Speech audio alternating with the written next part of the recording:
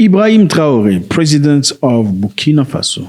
Yes, young man in his 30s, very strong, revolutionary, great spirit, looking to free his country forever. Why free his country forever? Because as everybody knows, maybe it's difficult to acknowledge, the reality indeed persists. The reality is that many African countries, even though they have been officially decolonized or freed in the 1960s, are still paying up to today a lot of money, billions of euros, to Europe for colonization. So these countries pay money to a specific country in Europe in the name of colonization to thank them for colonizing them, to thank them for learning their language, to thank them for bringing their culture in Africa, to thank them for uncivilizing them.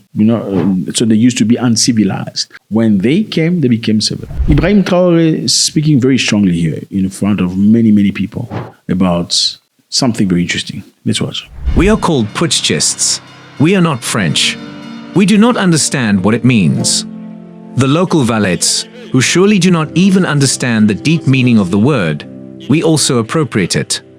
Over these years, as far as Burkina Faso is concerned, you must have noticed all the bodies have been unstructured. No more training, no more anything for the army. They imposed on all our staffs, all our schools, and all our strategic structures what they called military councils. When we revolted on September 30, 2022, the first thing was to try to find out who these military advisors are and where they were. So, we were able to identify that the evil is deep, and the first thing was to ask them to leave our army. They left, and what I told you before, not for long. You can't hope to find your lost object by calling on the person who stole it from you to come and help you look for it. So we had to decide to make courageous decisions. What we decided to do didn't work without consequence, because when we already asked the advisor to leave, we felt demonstrations. We were made to understand that we will not be able to get by without them. And each time he told us, it translates into large-scale attacks on the ground. We received the message. In 2023, we decided to tell the foreign forces present here to leave, because we want to write in Burkina Faso. They did not have it, surely appreciated. But why come and die on our land? For us, we prefer to fight ourselves. We asked that he return to them. Unfortunately, I tell you here today, as I like to say, colonization returned. A group of parlor slaves who still did not understand at the time, military officers, wrote to us and approached us to tell us that it was a very bad decision and that we were not going to last 2 months. Files were written. We were sent these sheets to do a strategic analysis of their thoughts. We said it's either we are sovereign or we remain slaves forever. Indeed, when the last soldier left Burkina Faso, we understood what it was about. The attacks followed immediately, from Tinakov to Partiaga and so on. But what they had forgotten is that the people of Burkina Faso had understood our message and had committed themselves on the same voice as us. We reorganized quickly, and suddenly we noticed that all the terrorist sleeper cells woke up in Burkina Faso. We reorganized the army as quickly as possible, at an unparalleled speed. We created several units, and even if several more are to come, we equipped them. And today, this equipment continues because in the days to come, the months to come, what you will see coming in Burkina Faso must make our army a power to be feared. For context, Burkina Faso, we've spoken about it many times, along Mali and Niger, have toppled their president. Why have they toppled the president? Because their president seemed to be working for interest of Western nations instead of interest of their own people. How does that happen? They allow Western nations a free token, a free entry into their country to come and take minerals. You all know Africa has a lot of minerals. Most African countries have various minerals, from gold, diamond, cobalt, coltan, and many other things, and uranium, you name it. Many Western nations come to Africa to get stuff they need for their development. Uranium for the development of nuclear electricity. Stuff like coltan or cobalt for electric cars, for cell phones, for missiles, for satellites, and many other things. While they're doing that, unfortunately, African people are paying the price because they are remaining up until now in poverty. So, Ibrahim Traoré, president of Burkina Faso, along with president of Mali and Niger, have said enough is enough. They've toppled their president, their respective president, and they've taken control of their countries. Now they want to work for the people of Africa. Listen. We also want to say that it is time for Africans to stop feeling sorry for themselves, moping, lamenting. We must fight. It will not come from heaven alone. You have to fight first, and God will help you. And Burkina Faso is ready to help all the people who are fighting. Tell them to all these people who are fighting, it is time that they tell the truth to their leaders. In Burkina Faso, when it came to us contributing so that the FDS is equipped, the deputies no longer have a salary. Today, they only have transfer allowances. The salaries of the ministers have been reduced to the maximum, and the people contribute. You cannot fight and want the leaders to be in an insulting luxury. Let me give you context. Traoré refused to accept his salary as a president. He said, I want you to pay me as a captain. He is a soldier, a captain. He's also the president of Burkina Faso. They've offered him the salary as a president. He said, no, I don't want it. Because the country is at war. Because the country is fighting terrorism. Let's put that salary money into a big basket where everybody will put something so we can go fight these terrorists. Why do they need to do that? Obviously, most African countries go get loans from World Bank or IMF, but they are unable to do so right now. Why? Because they are considered as illegitimate government. Along with Mali and Niger, they cannot ask for any money or any help. Should Africa be asking for help? I don't think so. Why? Because Africa is extremely rich, the richest continent on earth. But the manipulation obviously makes you believe that Africa is poor and they are rich. So, by Traoré doing that, refusing his own salary, he encouraged other people from his government to give 50% of their salaries as a contribution to organize themselves so they can fight terrorists and push the country forward. And it has been working really, really well. We cannot make a revolution without communicating. Some will say that you shouldn't talk too much, but when you don't talk, it's manipulation that takes over. Understand something. The father of the revolution communicated a lot. I'm talking here about Thomas Sankara. In one of his remarks, he told you this about imperialism. It is a bad student. When he is sought out from class, he comes back.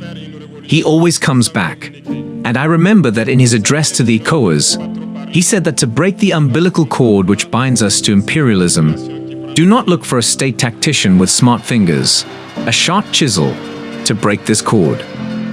But rather, you will need a sturdy lumberjack with a well-sharp axe to give a sharp blow and break the cord. That says it all. Ibrahim Traoré says very clearly here, he says, we've heard this before. When you chase a schoolboy from a class, he always tries to find a way back into the class, no matter the situation. Same for the colonialists. When you chase them out, they're always trying to find a way back into the country. What does he mean by that?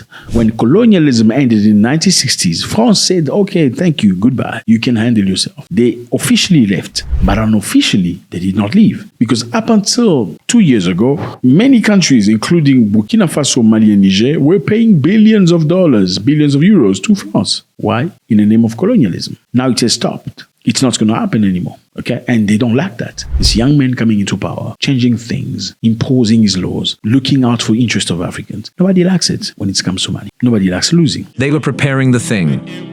During this time, large countries like Niger and Mali experienced a resurgence of what they called rebellions. Separatists coming from nowhere tried to divide these countries. They did not succeed, but the outcome of their plan was that from the 2010s, that is, 20 years later, terrorism invites itself into our lands. We actually saw it born 20 years later. Individuals were chosen, and we just told them, go ahead and fight them. Their armies are unstructured. We work to ensure that this happens. They will never be able to stop you, and you will impose on them what we want. These individuals have recruited young, innocent, ignorant people in our different campaigns, to whom they inflict drugs and lead them to kill their compatriots. And evil was born. How did these individuals maintain themselves? Don't forget, here in Burkina Faso, we hosted terrorist leaders. It was well planned. And how to get there when these terrorists are going to launch. There was someone who could perhaps intervene in favor of our state. I named here the late General Muammar Gaddafi. It was necessary to eliminate him, and one fine day, they came across him. They eliminated him. They again had, in this plan, the ingenious idea of putting all the sources of arms and ammunition at the disposal of these terrorists who were therefore to destructure our sub-region. The plan was perfect, and from then on, they put themselves in battle order. Ibrahim Traoré clearly here states that they're trying very hard to bring Africa down. And they were trying since Gaddafi. Remember, Gaddafi was the president of Libya. Gaddafi was a great man. He paid the debt of many African countries to the IMF and World Bank. Gaddafi was a tremendous fighter, revolutionary. He brought in water into his country. The country was dry. He got the biggest project of irrigation in the world, getting water from the sea into the country for the country's temperature to sort of change and allow people to be agricultural, to do many other things. And everybody that was interested in becoming a farmer would get from the government a trainer that would help him become a farmer officially and no pay. And everybody that was sick and needed to get help from a different country, the government will pay the money for the person to leave the country, along his family members to go to a foreign country, get treatment, and come back to the country. And everybody in Libya who got married received $5,000 from the government, free of charge. Yes. And nobody paid tax in Libya. But Western nations didn't like it because they didn't want him to inspire other African nations. Gaddafi had no debt from World Bank or IMF because they had everything they needed. Okay. Fuel cost almost $0. That's how free the country was. But then, of course, you needed to bring democracy in Libya. They destroyed him, took him away. That was the reality. So Gaddafi is one of the people that clearly inspires Ibrahim Traoré into becoming somebody very strong. We are not going to skimp on the means. We have understood that the fight that is underway against imperialism will be tough, very tough. But only the tough will pass, and the Burkinabes are tough, and we will pass. This is to tell you that imperialism has plenty of time. When it wants to destabilize, it looks immediately. If it is not possible, it lays the groundwork to do it in 10 years, 20 years, 30 years. But it has no interest in us being independent. Today, everything they want for Burkina Faso is a problem because they hope to bring their foreign forces here and hope to recover the situation in 10 years, even in 20 years. But we will never let them achieve this objective. That is why we have warned for more than 1 year the local servants, the living room slaves, so that they do not betray their homeland for the benefit of imperialism. Some understood, they put away. Others did not understand, perhaps believing themselves smarter. But today, we no longer have any feeling on this aspect, that anyone who will betray their homeland for the benefit of imperialism will be treated as such. Returning to our famous ECOWAS, since we decided to leave the ECOWAS, the living room slaves have been activated. Everywhere they want to scare the people, they want to scare everyone. Thank goodness, in the recent past, there were only a handful of people who had the right to speak on TV sets. That's what they said, who were so ready for the gospel. Today, with new technologies, which of course have advantages and disadvantages, everyone has the right to speak. And I think that they are the first to confirm this. Everyone can do their analysis on a situation. We can certainly make a mistake, but when someone comes to us to understand, we are very open to explaining the procedures. Here we will explain to you why we left this ECOWAS and where we are going.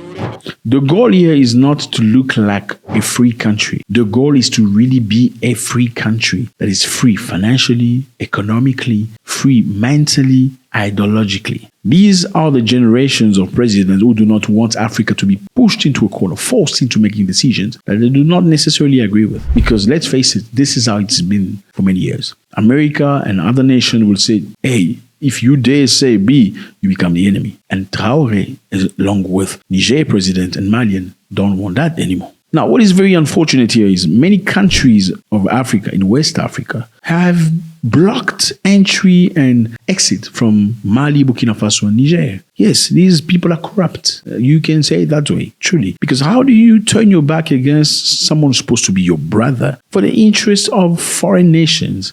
I don't know how that makes sense. Have you ever seen a European country go to war with another European country for the benefit of African country? You'll never see that. Whether the European country is right or wrong, they will still always stand together. Why can't Africans do that? Again, Traoré inspired most people in his government to give some of their money, their salary, into this pool. And every citizen of the country to give a percentage of the salary to put together so they can fight the common enemy that they have. And this seemed to be working for them. Many people expected these countries to fall on the floor, to be on the ground very quickly, but they've been proven wrong. Because up until now, instead of regressing, the economy is actually peaking very slowly, but it's moving forward. Surely there are many corrupt presidents in Africa, that's given. But there is this new generation, brand new generation. If you look at them, most of them look young. They want something different. They're not there for their own pockets. They're not there to enrich their own families and friends. They're clearly there for something revolutionary. Like Thomas Sankara. You need to learn about that man. Great man.